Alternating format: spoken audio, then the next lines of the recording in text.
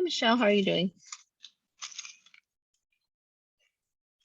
Your awards for the California Mayor's Cup came, so I'll leave it at the makerspace so you and your team can come and pick it up after spring break. Okay, so we are gonna work on the lab today. You can boot your Linux machine. Hopefully more people will be able to join us shortly.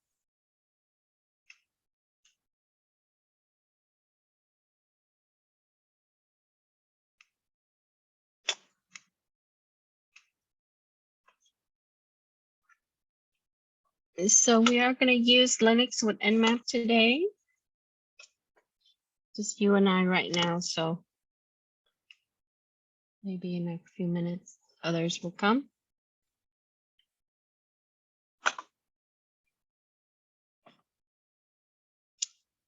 Okay, so let me log into my Ubuntu.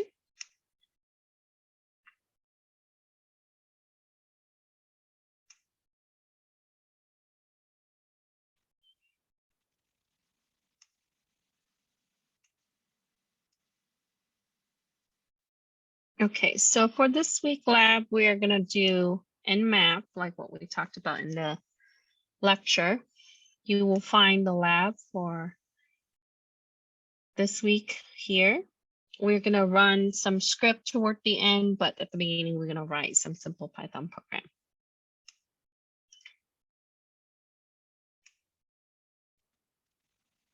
Yeah, no class next week. Then we're going to come back after the 17th. So the 10th through the 17th, you have spring break. And then we will continue after that. Okay, so we'll cover 9 and we'll talk about the project.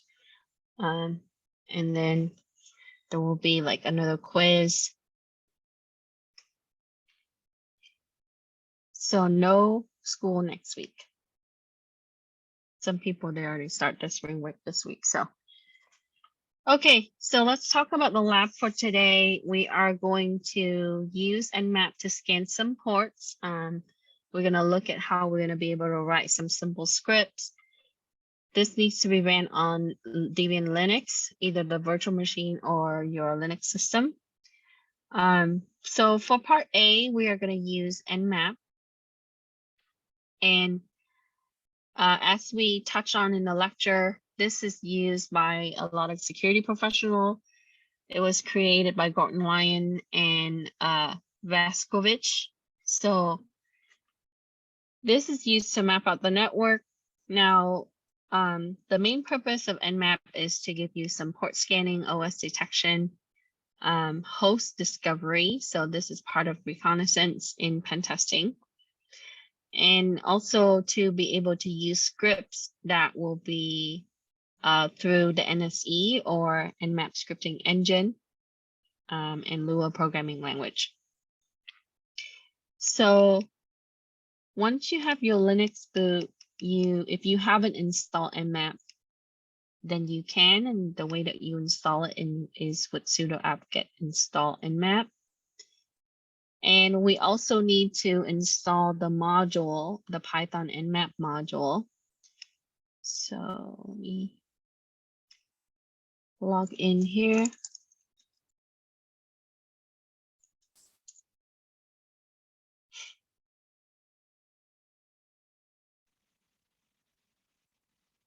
And once you have your Linux running, you use your terminal, like what we've done in the past, also in our lecture.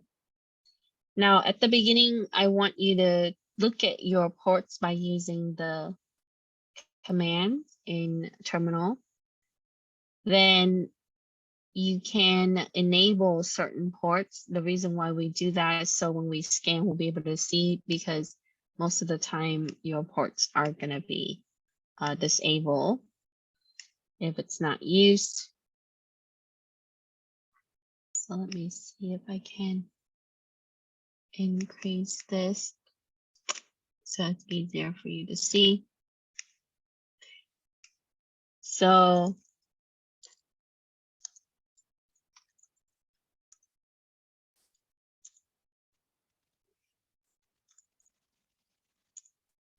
If you have installed it, it should tell you requirements have been fulfilled. Okay, and then we need to do a pip 3 install Python -nmap. That will be your module that you need to use. And like we talked about in the lecture, you can run everything in shell or Python. And then you can also push updates. But on here, it tells you to use Netstat-LNTU. That's going to allow us to look at your available ports. So Netstat-LNTU. And now I have to zoom in a little bit. So it's going to give you a list of your ports and state. L stands for listen, right? N stands for the number of ports, and U stands for it's going to detect what's up. So as I use the same machine for other things like my Tor and so on. So some of the ports were enabled back then with the DNS and other Tor agent stuff. So you would see that here. Now, what we can do is we can use Netstat to be able to detect the open ports in Linux. And so as we completed step 4, you see that there. Now, if you want to check, ensure that this is available, a certain port, you can simply do a grep with the Netstat. So I'm going to go ahead and copy this command, and I'm going to use that in the terminal. And so I want to verify, right, that 4,000 is available. Then after that, because I'm using Ubuntu and Ubuntu uses a firewall called UFW, I have to enable the policy for that particular port. Now, if you're using other Debian Linux, or I'm sorry, other releases of Linux, you have to use iptables command. And you would use the accept command to allow it to accept the TCP port 4000. So this is how you can enable certain port directly in your terminal. So we are going to set up the rule to allow 4000. And so here, because I'm using Ubuntu, that's the command, because Ubuntu uses UFW. So when you set the ports in the Linux system, you just got to make sure that you check whether it uses iptables or if it's using a certain firewall. Like I know CentOS uses a certain firewall, so you have to enable that through the firewall. So since I have added the rule, it's going to skip adding, but if you haven't added before, it will add the rules and it will show you that there. And so that's how you can enable a certain port. And so that will be step 6. Now, we would also want to start certain service because when we write our scanner, it's going to scan for SSH. So here we want to go ahead and install.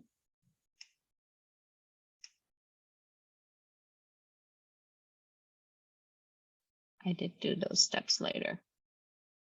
Okay. So we are going to install OpenSSH, and you might have this already open, but I'm not only regular, and I'm not using the client. I'm actually making my system a server.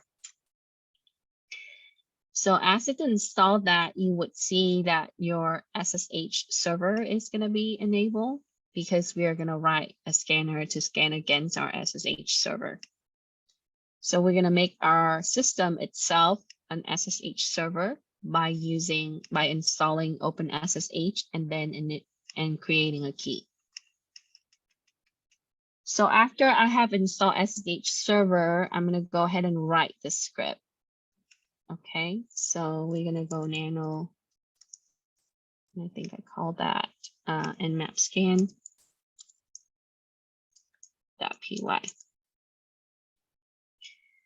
And so here you can see that we simply have an import statement, and we're going to import in Nmap.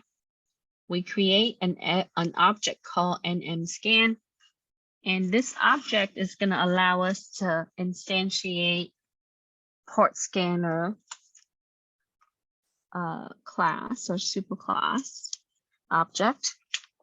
Okay, so this is so that way we can use specific methods. So this part is about using the common methods in this particular module. Now, when we want to show the command, as the textbook noted, you can use command line method. And since we're writing it as a script, you need to do a print. But if you run this in a regular Python shell, like you call on Python 3, you simply just do the object dot the method, and it should return the command that you're using. So I put the comment there where it's going to show the nmap command. And if you want to show your scan information, you would use the scan info, all lowercase, method.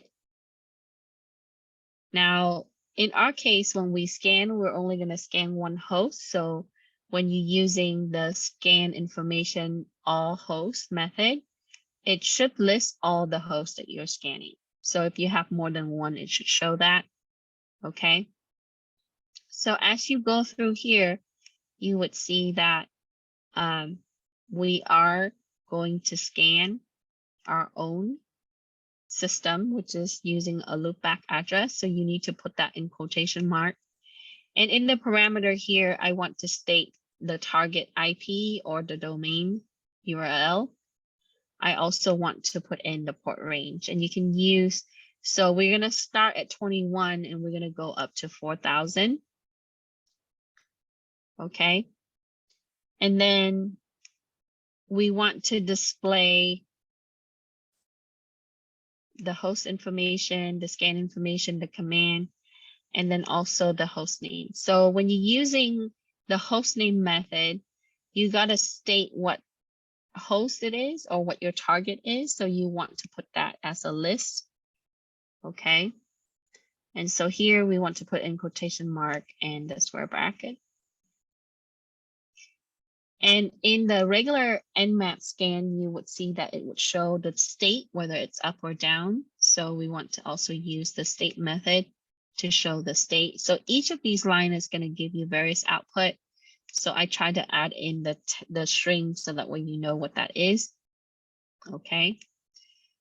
Then we also want to see protocols, and you can use all protocols to list all the protocols that the host has. So you want to use all protocols method there. And now, since if you're using protocols that requires keys, for example, if I'm using SSH, it uses RSA for authentication, then you can use the keys method. If you are scanning a target and when you're using the keys method, and if it's handling the error, if it's catching that, then you know that the host is not using any protocol that would require keys, or at least the ports for the type of protocols that require keys are not open.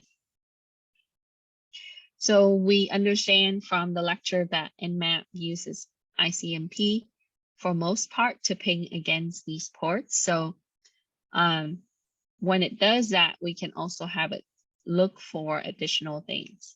Okay, so that was why we want to initialize our SSH server, so that way we can actually see some of these content. Then we are going to scan port 22 because we made our system a SSH server. So when we do that, we would allow the system to use port 22. So here we are going to look for a port a TCP port, and you can put in the parameter, the port number or the port value. So we are going to check for port 22 or TCP 22. Now, there are two ways to really show the details. You can show the details by using TCP 22 like this, or the TCP method. Okay. And you would see slight difference in how, or actually it's actually the same in how it would display that. All it is that when you're using this method, it's still going to pass 22 as a value. So it's going to put that in the container for that particular port to be able to evaluate. So as I finish that script, I would save it by doing Control X and yes and enter. Then in the next step in the lab, okay.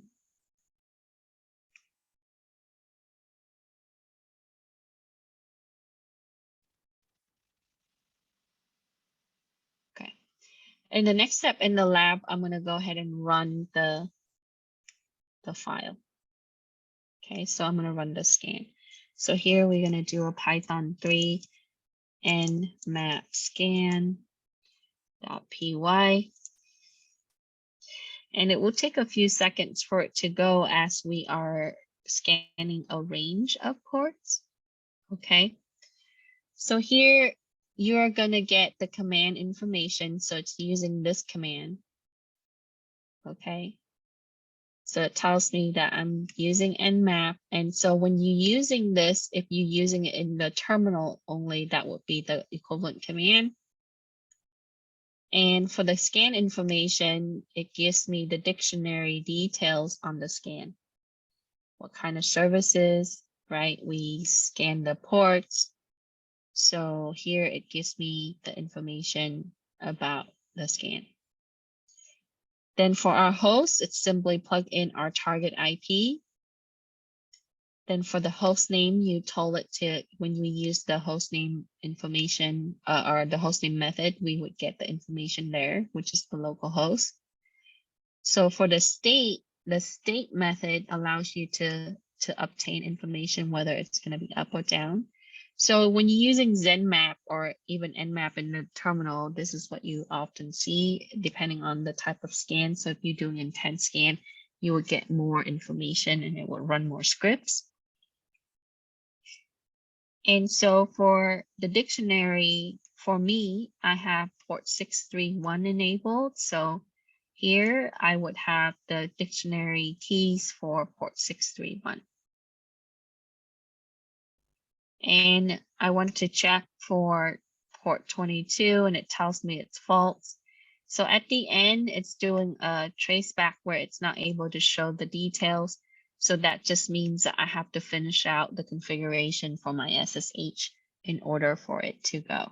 Okay, so here it tells me that the key error, because it would be that I might not have the key initialized or things like that. So when you run into that, you would look for specific ports. And if it's not available, it's going to show you that after you run the script. Any question?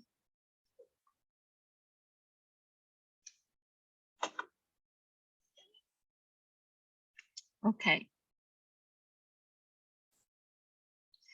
So as you complete that, you can put down the command use, the ports, what port use keys, and then the state. Then what we're going to do is we are going to create a second script. And through the terminal, we can use nano to do that, or if you want to write it in a text file and save it as a .py, that's fine. So on this one, we are still using Nmap. Okay. We also have the same object like the previous, but we are going to scan a larger range. So we're going to go up to 6,000. Okay. And if you, because when you look at your Netstat earlier, you saw that some of the higher port values was used for other things. Then we are going to print out information for the state, the host name, the protocol. So similar to what you've seen in the previous script, but in this one, because we're looking for multiple protocols, so we want to be able to use a for loop to be able to display all the hosts in case we have more than one. But for us, we are using only one target. So then we're going to use the keys method here. And so here we have an L port, and that's going to store information about the keys. So after that, we would have another for loop that would be nested within this, and it's going to show the state. And so this script is the second script. And on the simpler level,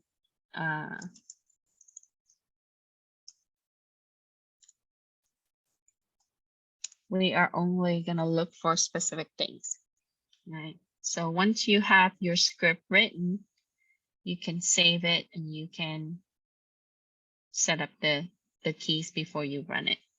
Now you can set up the keys, and if you already have the key set up, it might be able to detect other ports that are using keys. So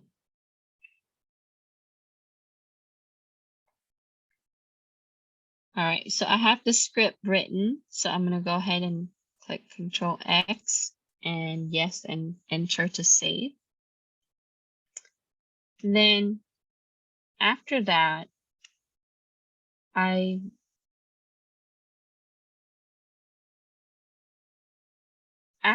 I'm going to go ahead and run it. Okay, so Python 3, simple Nmap py. And similar to the first script, this time in the second one, we are doing a larger range, but we're only going to display a few things. We ask for the host information in our script, so it shows our target and the host name. We asked for the state, so it shows up, and all the format characters allow us to implement where it's organized our text display a little better. Then it shows that it is a TCP protocol, and I have port 631 that uses the key, and this is the state of that port is open. Okay, so coming back to the script here, when you're putting in the port state here, it's looking for that specific port, which is L port. So the port that's using the keys for my system is 631. And so when it loops through that, it's going to search for, all the ports that's using key, and it would show the state. So you can nest this, right, within, so you can use this as a container to store the state information, and it's part of your parameter. So when you print that out, it would show you the port that's using the keys and the state of that port. Okay. Any question? So on this one, we organize the details a little bit when we output it, so it's a little cleaner, it's better, but it's still achieving the same thing that you've seen in the first script.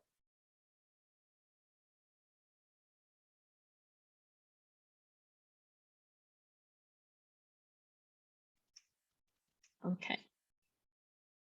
So as you complete running that script, we can take the screen capture, and then we can note the host information. So it's giving you the host name, that's part of the script, the state of your host. And so as we also get it, also show you your protocol.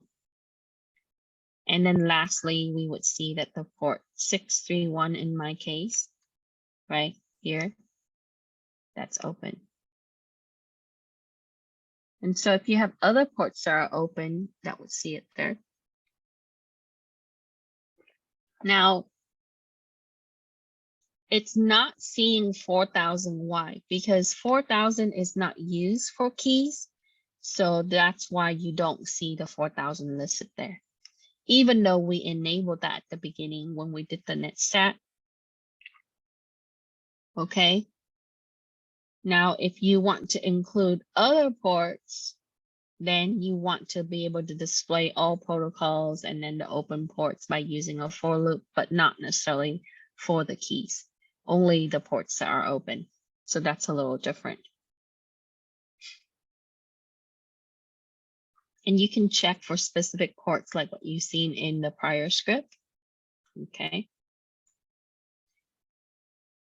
And in the textbook, it gives you a similar example to this, where you can just run a script like this to be able to give you a brief overview or a short overview of a certain port state and your target information.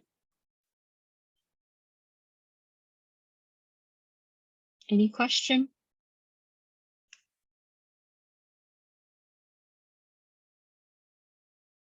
And the lab is fairly short, so it's not too long. Now, the scripting part with Python, you would see that in the part A. For part B, we are going to use your Nmap directly in the terminal, but we are going to run a few NSE. Okay. So as we already addressed like FTP in the assignment, I want to focus a little bit more on SSH, because SSH is commonly used for authentication or communication between appliances. So what we're going to do is we are going to brute force, and here I want to include that brute force can be used, Hydra can be used for brute force, Medusa or Metasploit framework. But since we're using Nmap, you can use it for brute force by running the script with your Nmap scripting engine. And we would do that directly. So is it necessary to really write additional script that would do the same thing? You can write Python script, but if you go to the NSE library, so if I want to search for this, for example, I can find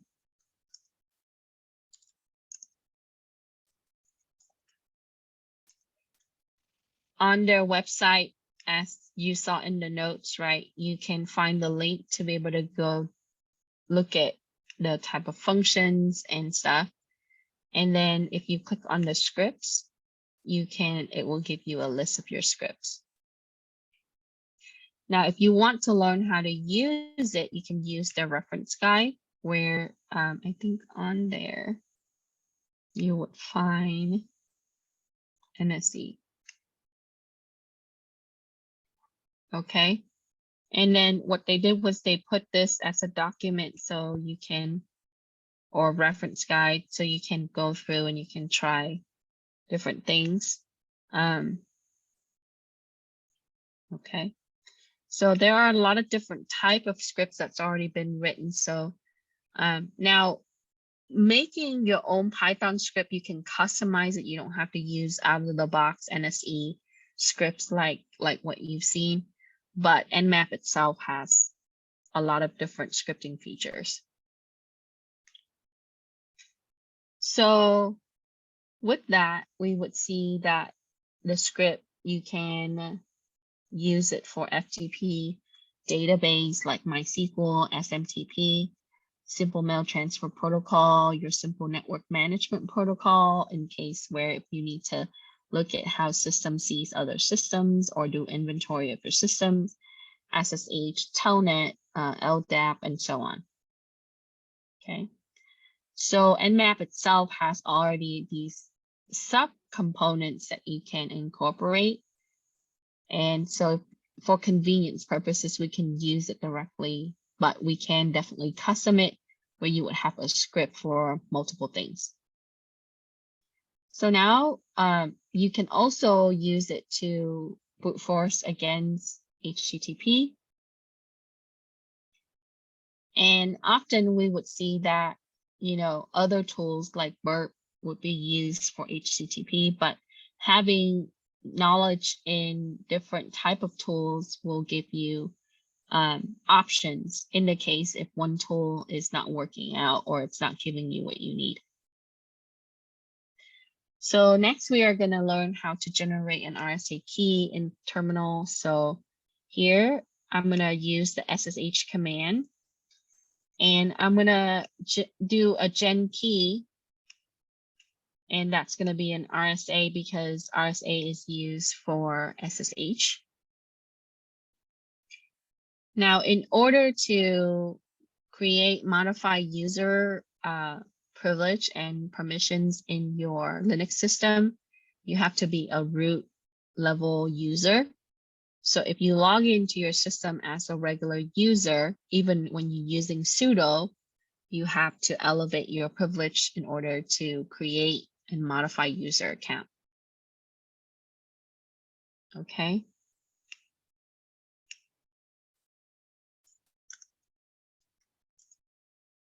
So for part B, we would start with generating our, it's not doing that for me. We're going to generate our RSA keys and copy it. And I think if you took my other class, I've gone over this as well. And there are several ways that you can use your several ways that you can generate your keys, but this is a common way. Okay. So as I already have that, it's going to want another path. Okay. So what we want to do is we are going to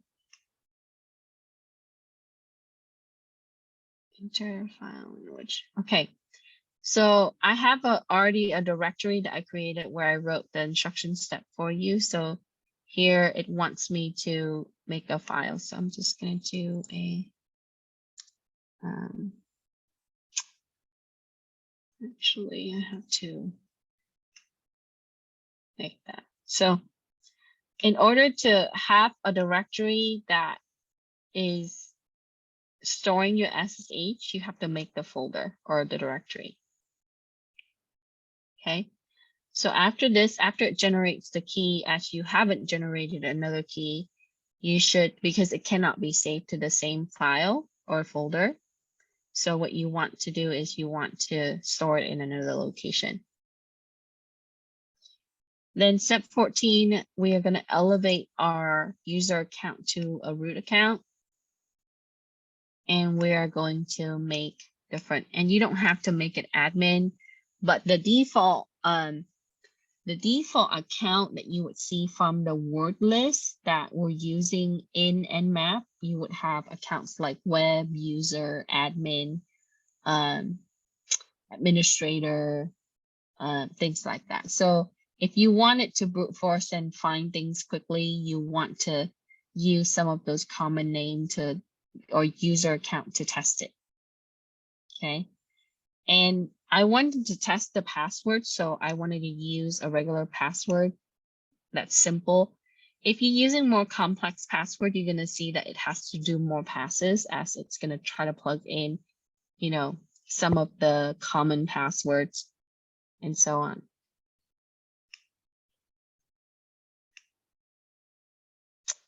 Let's open another one here. Let me just rerun this for you. Okay. So now if I need to elevate my privilege, I simply just do a sudo su.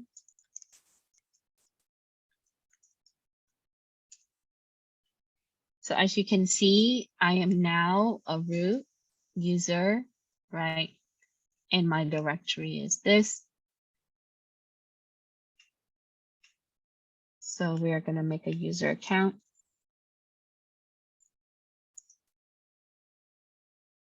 And this is a local account, of course. So I'm going to call this admin1. And then the password 123. 123. So You can fill out some information. If not, you just press enter. And then verify your information. Yes. So now we have an account. So if you follow the step, it have you created the admin account, and then this, because we're going to use the brute force to see if it's going to guess the password for this account.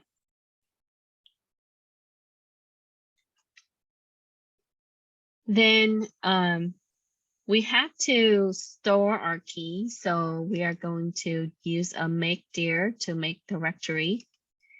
And since we have an admin account, we want to put that as an SSH file in for that account to store the keys. So I'm going to go ahead and use admin1 because I already have one. Okay. So here I make a folder, right, called admin1 under home. And that's going to be storing my SSH keys. Now, this is not going to have anything until you do the next step, where you are going to echo, where you're going to copy the key that we generated in step 13 and bring it over to the .ssh directory for that account. So let me make sure that it's going to be admin1 because that's my user account. So whatever the user account would be, you would put that appropriate user account. Okay. So now my key, my RSA key is copied to that directory. And it's under authorized key.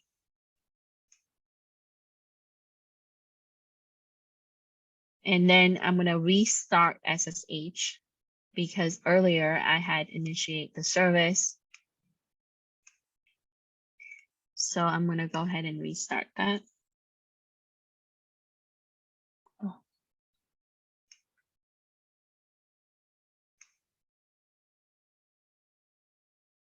Oh, I'm sorry. We had installed it on the other one. So let me get back out to my regular user. So you might have to do that. So you would do a su command and then your user account because we started it in the other one. So let me do this. Okay.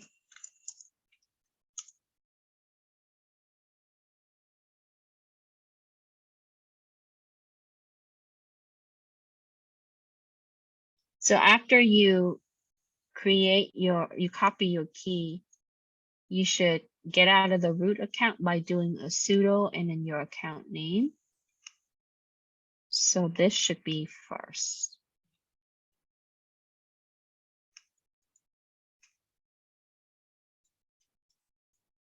Okay. Whichever login user account that you have to start your OpenSSH. Okay. And then we would restart. Now you can always stop it by doing the same thing and then do a stop. And later on, you saw that I wrote a stop, a step that allows you to stop it from initializing. All right, then we are going to do the brute force. So after we start the service, then we can brute force. Okay. So using the command, we can access the script, just like what we talked about in the lecture. And how does it know it's a brute force SSH? You would do an SSH brute, and then we would have the port 22. So if it fails, it's because, you know, your services are not running, then your target IP.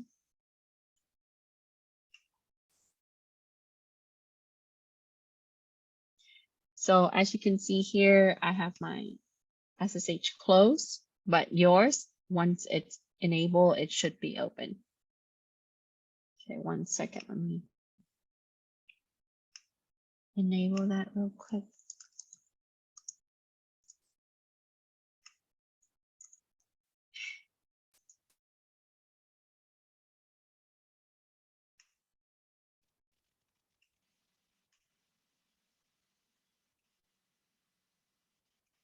I'll reshare screen now. Hold on. So to enable it, you can do this. Systemctl enable SSH. And now I can reattempt my command. What?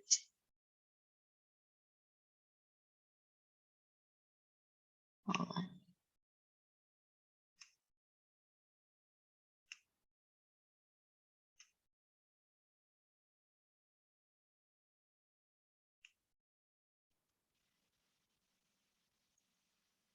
I tested it yesterday. That was fine. So let me see. Let me try to reinstall it and update it real quick.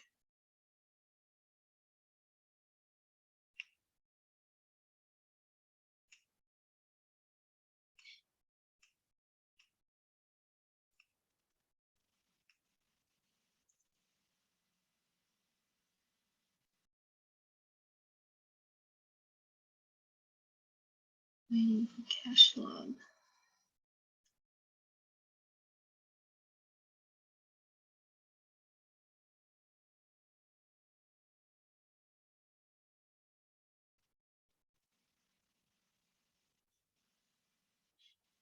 Oh, yeah. So,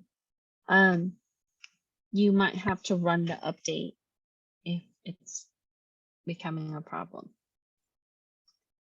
Okay, so let's reshare screen.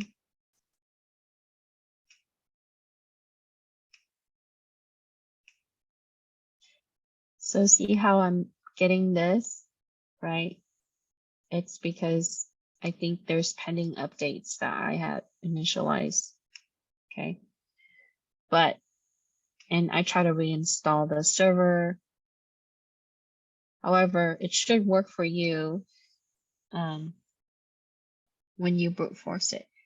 So depending on the type of password that you use for the user accounts that you made, you might see that, it might run more passes than, so if you're using a simple password, it should be able to check it quickly. So it might take like maybe a few minutes to do that. And you should see your brute force information on what it's trying. Okay, because the script itself, it shows you what type of word that it's plugging in and for the account. So on the word list that's built into your Nmap, you would have the user account and the correlated password. So it's associating, so it's going to try like 1, 2, 3, 4, 5, password 1, and so on. So you should see that happening.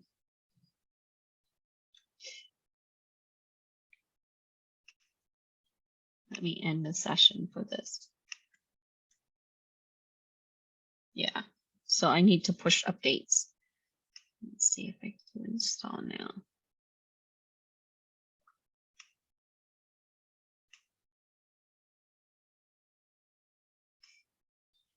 Okay, so when you see that, it's going to try different passwords. Okay, so you're going to take a screenshot. And then I want you to state whether it's able to find the password or not. So if we're using this, it should be able to find it in this account. Now, if you're using more complex password, that might take a while. Okay, just like any kind of brute force mechanism, it's gonna try different things until it finds it. And depending on the word list they use is not too bad. So if you want more of a extensive word list, you can definitely, use a different word list, but on Nmap, it's able to give you the account and appropriate word list. And at the end, it's going to tell you how long it's going to take. Okay, so the elapsed time, and it shows you how long it's going to take to be able to do that.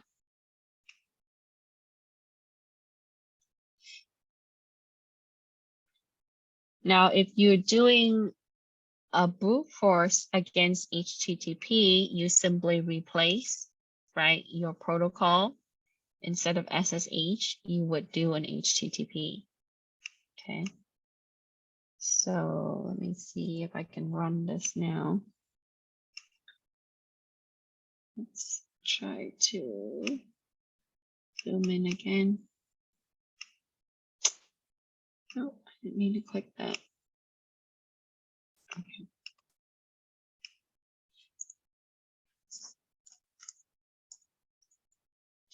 And you can also make different user accounts to be able to see if it's going to pick it up. So for the HTTP brute force, we're using scanme and nmap.org. Okay. And it's going to scan against the target. This is the public IP version 4. And then it's not scanning the version 6. And since the website doesn't have, for the 80, the regular HTTP, it doesn't have any kind of authentication, it will show you that. Okay. But in the case where if you brute force against a site that have authentication, right, using HTTP, then we would be able to go through that. Okay. So that takes less than a second to achieve because there was no authentication. It's going to come right back and say that. Now, if you're using the script to run against HTTPS, make sure that you have appropriate things stated in the comment. So that way it would look for port 443 instead of port 80. Okay. Now, so if I have an HTTPS website and I'm trying to brute force using this, it's only going to use port 80. Okay. So my command is relevant to the port that I'm scanning against. So if I'm using a website that requires a different protocol or a different port, I need to make sure that it's included in my command, and that's the point.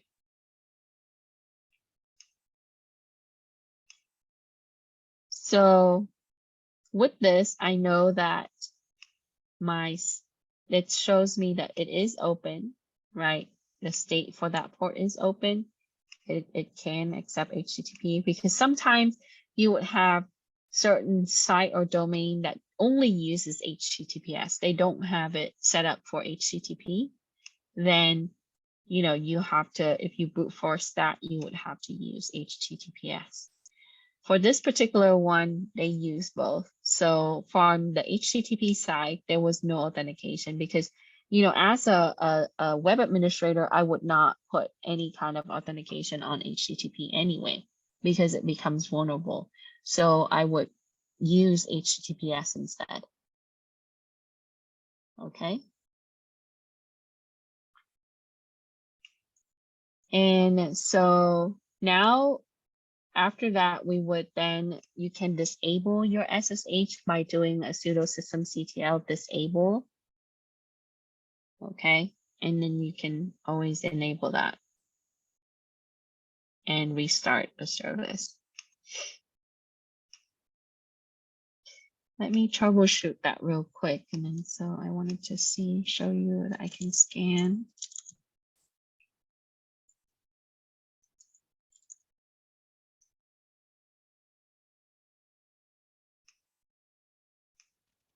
Any question?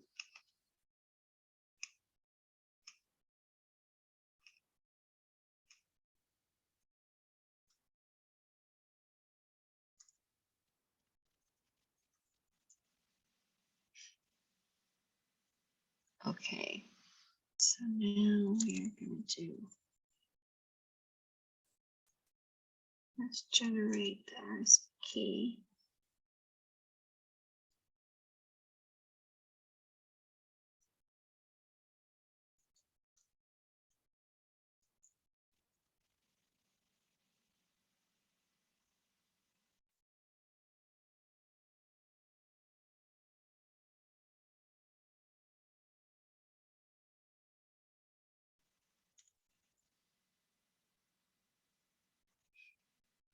Okay, I'll share screen, show you what I'm doing.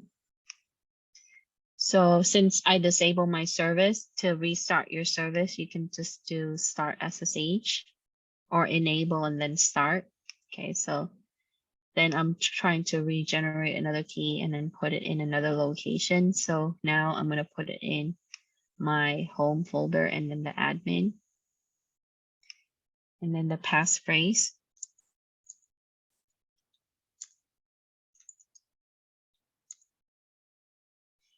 So it's saving the key there. And then I'm just going to see if I can rerun.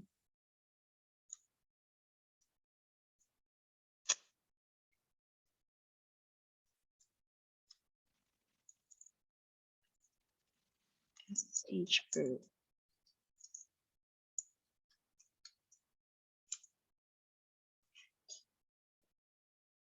Oh, I forgot to fix the port number here. There you go. So I had to enable and restart the service. As you can see now, it's going to run through different password and user account from the list that's built into the script. Okay. And then it's going to see if it's able to find something. And this might take like, I don't know, 5-10 minutes sometimes. And so you can just let it go. So on the HTTP side, if it does have authentication, right? And if you're brute forcing against it, you're going to see something like this. But instead of SSH, it's going to do the HTTP brute. So now it's just running directly from NSE and with an Nmap. Okay. And the word list that they have, you know, it uses like your regular dictionary base, like names, numbers, password one. So I love you, some of the simple, very simple password. Okay. So if you happen to use some of the simple password that matches, it should be able to find that. Even when it goes and try others, it's passing the ones that you had used. You would still be able to, it should be able to guess it. Okay. So it's running through the word list now. Any question? Now, there are, again, many tools that you can use to brute force. Of course, if you need to use that to assess weak passwords as a pen tester or a security professional, you can use Medusa, you can use Metasploit, you can use Kane, you know, John the Ripper. And, you know, if you're working with hash, Kane on Windows is great for hash evaluation. It works really well with Windows-based system. And it also allows you to, you know, the application itself runs on Windows. I was talking to my CIS-27 class. They disable the website where you can download, but you can get it from their archive and be able to use it. Okay. So now you can see how the SSH brute force works. And if you enable the server and turn on the port, and you also learn what this is how to enable certain port. So if you're using an uncommon port, you can verify the port, you can look at Netstat information, and then, you know, you can use that port for a certain service, and then you can scan against that port to see if it's imposed any kind of, you know, vulnerability, and you would document that on your report. Okay. Any question? Now, I'm running, let me show you. So it's fairly decent in how it's turning this out. So a way that you can crank this up a little higher is you can, before you start your virtual machine, you can change the system setting, and then you can increase your core. So I'm running on my system, my host system is an 8-core, but I'm only allocating 1 for my virtual machine. So if you want it faster, you can dedicate more RAM and processor cores to it, and then that way it will run a little faster. But in general, this is fairly decent, and we can just let it go for a while. So the more processor core that you would, allow, that's going to help with the speed. Okay.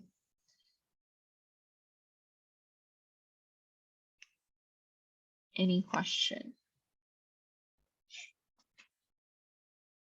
Okay, so at the end, to disable the SSH service, you would use the command systemctl disable, and that will it will shut off port 22, okay, automatically. And then you can shut down the system. But if you want to enable it again, like I showed you, you can do enable or start, and that's going to start the port. Okay. So earlier you saw that it shows me that port is closed. So if I enable that and run the script, it should be able to see, it will be able to give you the details. So when people say that SSH is safe, it is safer than Telnet. Using RSA keys, elevate the security more than what you would have in Telnet, which is plain text in the communication. So SSH is widely used in how we connect and authenticate to systems like appliances, security appliances, network appliances, and so on. And it has inherent vulnerability, but not severe as some of the other protocols. So there is never 100% foolproof solution or technology in any aspect. In this world, like I talked about before, we're really buying time, or we're using something that is feasible. So we have to really weigh the risk on how our solution plays in the big picture and how we're able to accept that risk. So as a pen tester, you often see that you have to list that risk, even though it might not be ranking or it might not have a really high impact, but you have to include it as part of your risk registers, right? The type of systems that you work with or applications, and what is their impact level to the overall. And so we can quantify or qualify that. And in your reports, you have to really state all of the things that you find as would impose any kind of risk to the organization, and that's part of your job. So as you can see, someone can brute force, someone can override the system by using a certain technology, and definitely there are a lot of open source resources. And in the case of Nmap, scripts are abundant, right? And we can also write our own script. So the exercise today really shows you that, yes, you can create a scan, but you can also use built-in script for the application as they maintain that and have a larger libraries to be able to use the tool to its purpose. So the question would be, why would we care about writing Python script when all these scripts are available? Well, if it's convenient for you, you can definitely use script using NSE.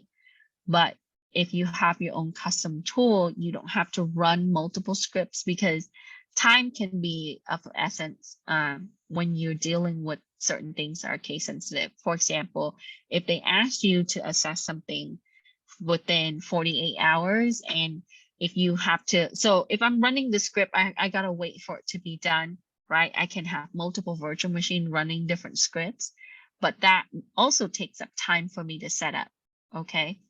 And if you run a Python file, if you have a lot of different scripts that's built into that Python file, it will probably be better. And then you can also do, you can implement it where it would be parallel, or, you can use thread pool, or, multiple cores, things like that. So Python can elevate it and make it where your script is faster, your custom script that is, right? And, you know, it's able to use your system resources effectively.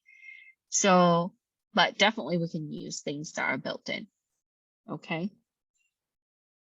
And as you notice that I used 1, 2, 3, 4, 5, it already passed that at some point, but it's still gonna go because the instruction for the NSE is it's gonna run through the entire word list until it gets me the result. So that's the downside in using the brute force script from NSE, is that, you know, it should detect that and it should return based on the method, but that's not, you know, because it's a looping mechanism that they included in the script.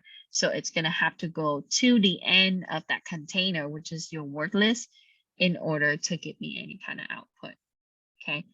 So I ran this to test like 6 times when I revised and, you know, go through and write down the lab instruction for you. And every time, you know, I just let it go, walk away for a little bit and then come back to it. So, you know, yours might be the same right now. Okay. Okay. So there it is. Okay. So here, at the end, it's going to say, oh, it's going to reach the time limit, because they do put a time limitation or a cap on that, right? It's not going to go forever because it's not, it has to exit at one point.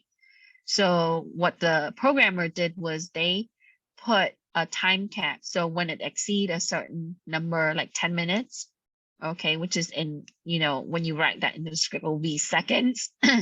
And so when it reached that cap, it's going to exit out of the loop and it's going to print, right, all of these. Okay. And you can actually take a look at the script itself when you look at their libraries. You can see the details in that. So here it tells me that I am using 22-bit brute force against my SSH. These are my accounts that it found. Okay, so I did a test account and an admin account. And then it went through 1,572 guesses in 602 seconds. So when it performed the brute force, so, and that's only one host.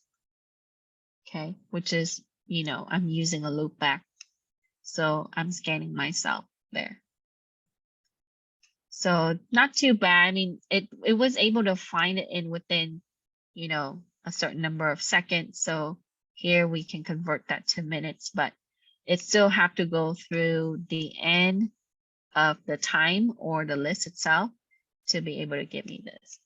Okay, so you can see that that would be more of like a thing that we have to consider if we're running the NSE scripts. Okay. Any question? Now the Python files or the Python example, right? I included that in the notes and you can also check it out in the book. Okay. So Michelle asked, can you show the code in Ubuntu? I have a syntax error. Okay. Let me go back to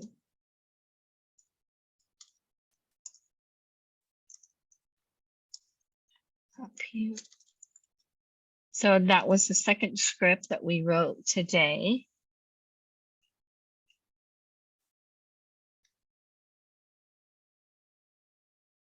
And it's exactly like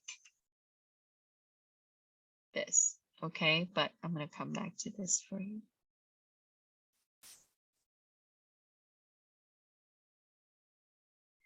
So check your indentation.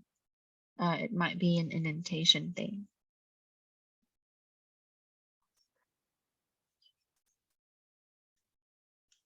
Let's see if I can zoom. I think that's, and then on this, on the longer for loop. Oh, make sure that you have, if it shows, it might be like the closing, if it's missing a closing bracket or something like that. Make sure that you have that for the print.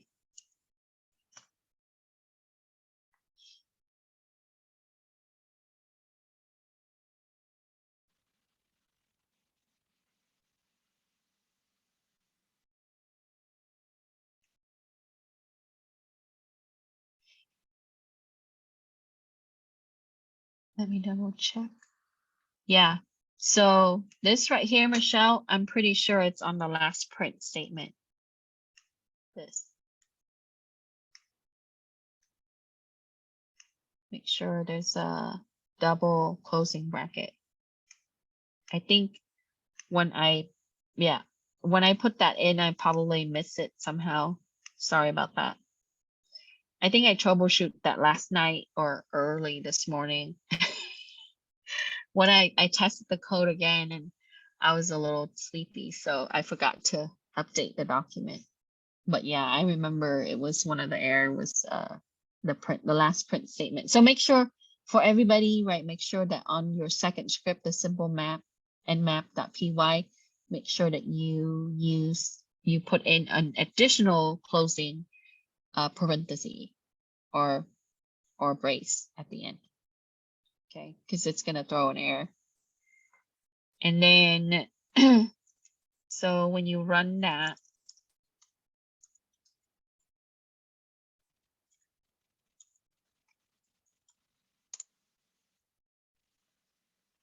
now that I have port 22 enabled, you should be able to see.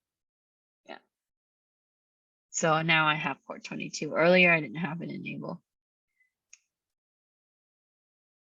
And then if I run the other one, Python 3, the first one, nmap scan.py.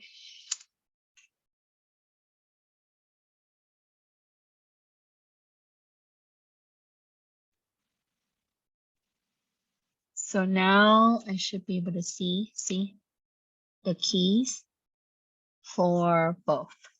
Earlier it only shows 631 because I didn't have mine enabled. So you can enable and disable certain ports and then you can test it. And then I installed SSH, shows that there, right? My OS versions, the protocol, and then Linux kernel. So these built-in methods already give you like a lot of the details that you would see. If you ever use Nmap on the GUI, right, it's going to be like this, but they just put it on the graphical user interface where it's tabbed and it's color-coded and all of these things. So the open ports are like green. And in Nmap, you can use like you can make it where it's certain color by using the color package. I think last week I touched on that where you just issue that in the command and install the package for the color. And but so you can see that those scripts, they should be working. Now in the text, there are more examples on how you can use Nmap. And also, there are so many different ways that you can perform assessment using like brute force attacks and different types of attacks using Python, because there are a lot of security tools that work really well with Python. So, you can simply use a module, a Python module for that tool, and then be able to incorporate that for that tool. So Nmap is a good example for that. So any type of textbook that you would see for, scripting in Python for pen testing or security, you often see Nmap example because it is a versatile tool that's written to work with Python. Yeah, so it could be that you have certain services that is enabled. So you can look at that port. You can look at, your Netstat or Netstat and then look at that port and see what that port is. So that means that your TCP 1716 is open.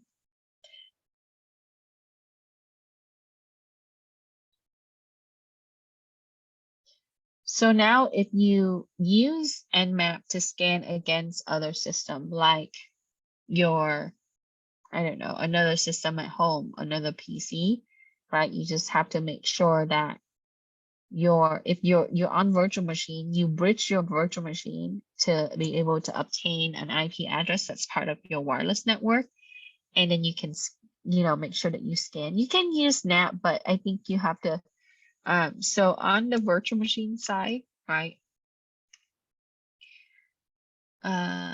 you just go to settings, and then you go to your network,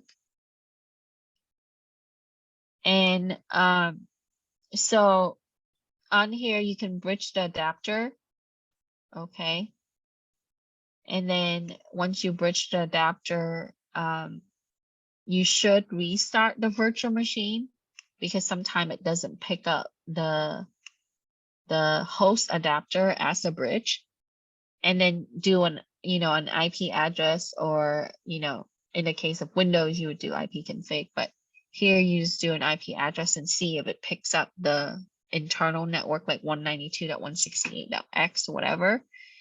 And if it does, right, then you're good to go. So then you just run the script, or you would use NSE script, and you can test it that way with your computer as long as it's up, okay?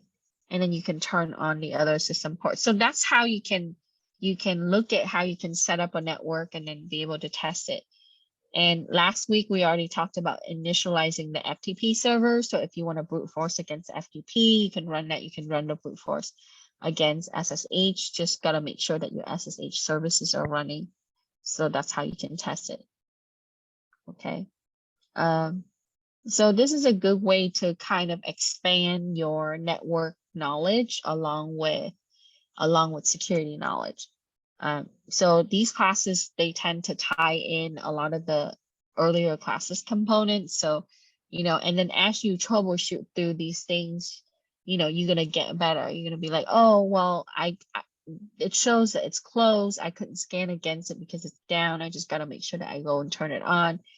And then, so you can test it that way. Okay. And again, when you do the second part of for the brute force part, it's going to take about 10 minutes for it to run through that script. So you just got to hang tight and wait. And then at the end, it's going to look like this.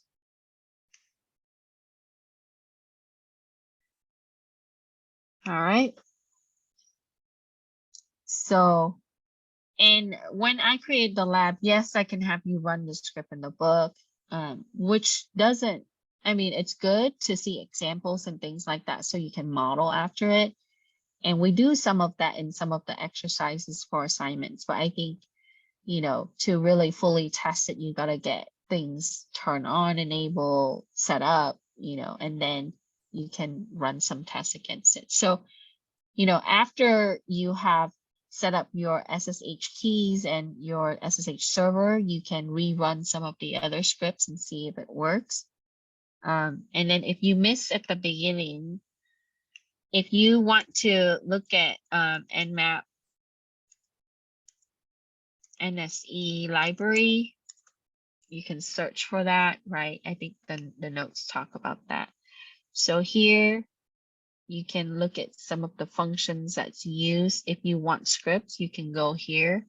And so, for example, if I want to do, let's say, HAP for root, I can take a look at the scripts, and then it also tells you where you can download it, and it will tell you the type. So anything intrusive calls home. So if you want to be stealth, it's going to be hard to do intrusive. So you would pick the type of subtool or the feature that would be not intrusive.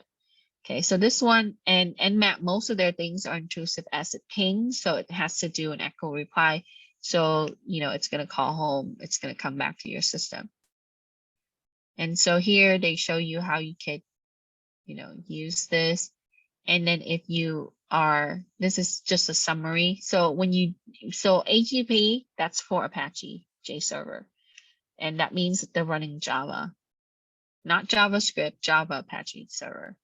Okay. And so this is for web server. See, Java application, you can tell by the service. So as you go through this field, you have to be familiar with the type of protocol. That's really important outside of your common protocols, because there are different types of servers that you will come across. So when you see Apache, that's web, right? JServer, that's Java. And here they talk about that here. So that's your Java server applications. And then if you want to use the documentation or reference guide, you can see that there. And then example usage, it shows you the example on the bottom. Okay. So the output you would see here, and so we would run the script. So they do a really good job at providing this for their scripts, and they maintain that. So, you know, definitely a good tool to explore further. I recommend it. And when I teach this for like CIS-27, or when I do security lecture or workshops, I do bring up Nmap, and usually we do intensive scan or quick scan, because most people work well with the graphical user interface. But with the Nmap, you know, you do see the commands and things like that. But on the Linux side, Nmap is so much more powerful compared to what it could do on the GUI side. Because on the GUI side, you're limited to the options that they give you there. But if you run it on command line, whether it's Windows, Mac OS, or Linux, because it works across, it works. It is very good. Okay. Any questions? And then if you want to do root only, right? There's like your root dot whatever for, and then all the subsequent functions.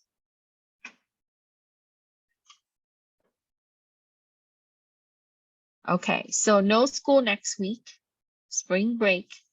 If you competed with MVC team, I do have your I guess coins or something like that. What I'll do is when we come back from spring break, I'll leave it at the makerspace, which is at the Science Technology Building, first floor. Some of you work there or been there.